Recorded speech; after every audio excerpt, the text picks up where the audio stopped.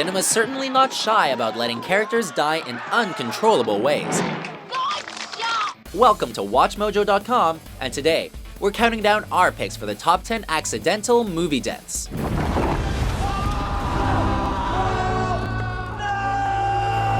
For this list, we're taking a look at the moments in film where characters meet their makers unexpectedly and by accident. Well, that's probably the way he would have wanted to go. What? We've excluded scenes with premeditated deaths and reasonable explanations. Our focus is solely on the unpredictability and randomness of certain movie characters passing.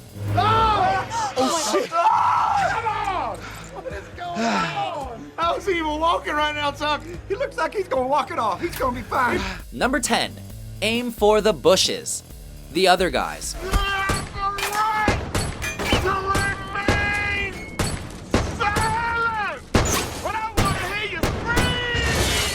Stupid is as stupid does.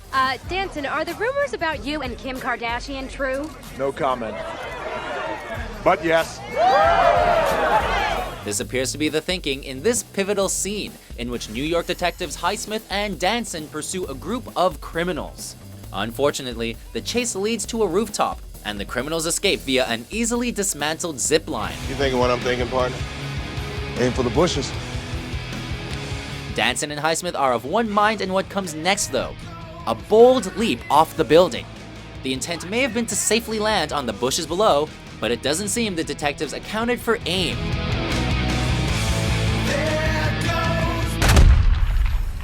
Or gravity for that matter. Cops still argue to this day why Danson and Highsmith jumped. Maybe it was just pride, having survived so many brushes with death. Maybe their egos pushed them off. I don't know. That shit was crazy. Number 9. Steamrolled. Austin Powers, International Man of Mystery. It's Bolton. We've got a problem. Random henchmen for evil villains typically have a low survival rate, and that's primarily due to their own ineptness. Watch out! Move! Move! Move! This may be stretching the definition of an accident, but somehow it still feels out of everyone's control. Judo chop! While making a truly high-octane escape, Time displays secret agent Austin Powers and his partner Vanessa face the issue of dodging security guards. One particular guard can't get away in time and is brutally crushed by a slowly moving steamroller.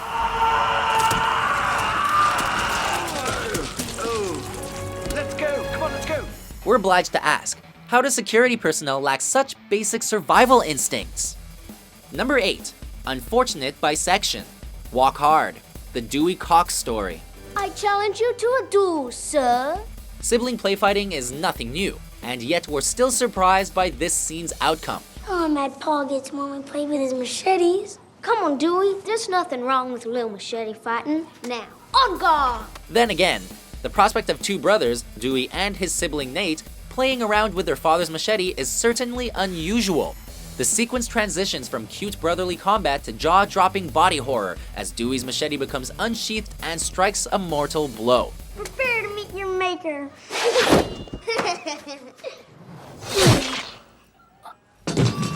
That's not the end of it though. Nate, despite being halved, is still alive enough to make some humorous remarks. I'm halved! Oh, we should have listened to Paul. Just remember, the wrong kid died. You're not even half the boy that the top half of Nate was after you cut him in half. So you're saying I'm less than a quarter of the boy Nate was? The wrong kid died. Number 7. Godspeed, Goblin. Spider-Man. It's time to die! Chalk this one up to poor judgment. At the climax of Spider-Man, the hero faces his glider-riding foe in a ruined building. Fists fly, bricks shake, and when the dust settles, the Green Goblin lies on the ground at Spidey's mercy.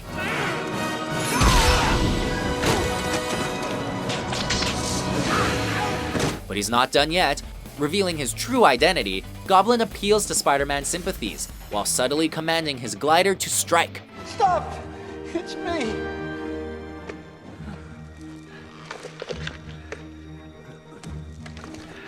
Thankfully, Spidey knew when to dodge oncoming projectiles. We can't say the same about Green Goblin.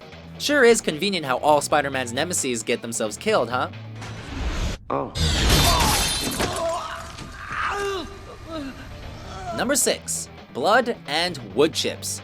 Tucker and Dale versus Evil. You guys go around, get the guy to Woodchipper. We'll take the big guy.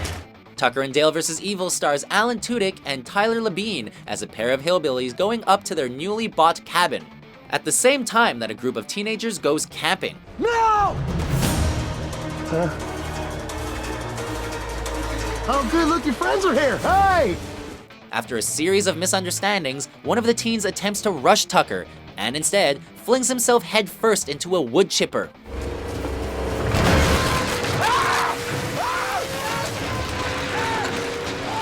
It's grimly amusing to watch Tucker struggle in vain to save the kid, considering how easily this madness could have been avoided. You okay?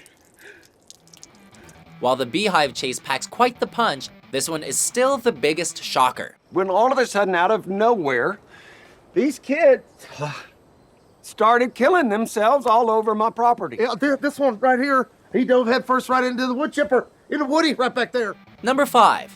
The Present. Happy Gilmore. Man, this is excellent. You got the spirit of a hockey player in you, Happy. So I figured why fight it, huh? We sense gift giving may require a more delicate touch than this. Returning from a successful day of golf training, our titular hero, Happy Gilmore, is presented with a modified putter by his mentor, Chubbs. Oh, I got something for you too, pal. What? Happy, being a compassionate friend and student, also happens to have a gift for Chubbs. The head of the alligator that took his right hand. Remember the gator that got your hand? I got his head. While it's usually the thought that counts, Chubbs is understandably horrified and promptly falls backwards out an open window to his death. Number 4. Freak Gasoline Fight. Zoolander. Wake me up before you go. I don't wanna miss it when you hit that. Sometimes people just don't think things through. In this 2001 comedy, Ben Stiller stars as a not-so-bright supermodel Derek Zoolander, living the high life with his 3 friends.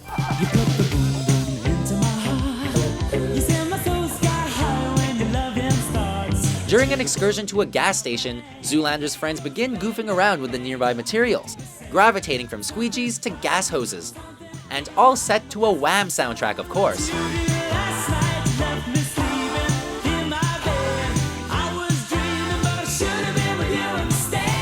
Everything's all well and good, until Zoolander's friend Brint tries to light up.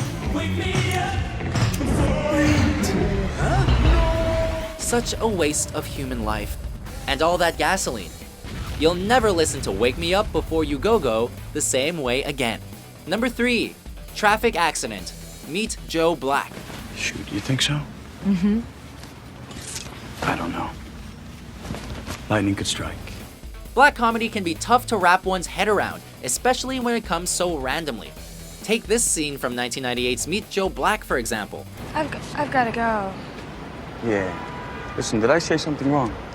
No. No? No. A young man, played by Brad Pitt, gazes longingly into the distance while crossing the street.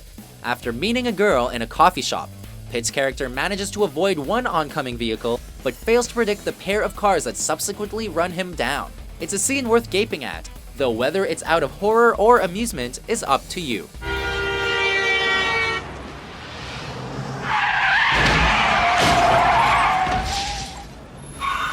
Number 2. Melting Witch. The Wizard of Oz. Well, ring around the rosy, a pocket full of spears. It's short, but cathartic in our eyes. Cornered by the guards of the Wicked Witch, our Kansas-born heroine Dorothy Gale and her assembled friends can only huddle together in the face of evil. The last to go will see the first 3 go before her. The witch gloats, delivers threats, and even sets Dorothy's friend the Scarecrow on fire. Unfortunately for the witch, Dorothy uses a bucket of water to put the Scarecrow out, splashing the witch in the process. I'm melting! Melting! In the course of a few seconds, the green-faced source of villainy melts into oblivion, and with her go our fears. Ah, look out! I'm going! Before we unveil our top pick, here are a few honorable mentions. As long as we got patches, we got a shot.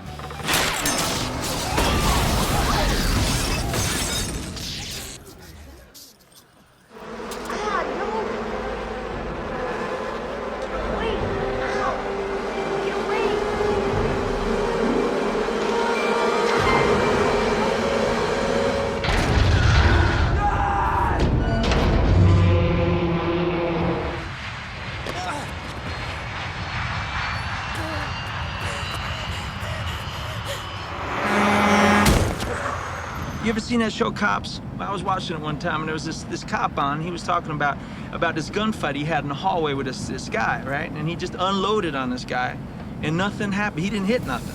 Number 1. I shot Marvin in the face. Pulp Fiction. It's freaky, but it happens. In the realm of accidental deaths, this one might take the bloody cake. I mean, that's it for me.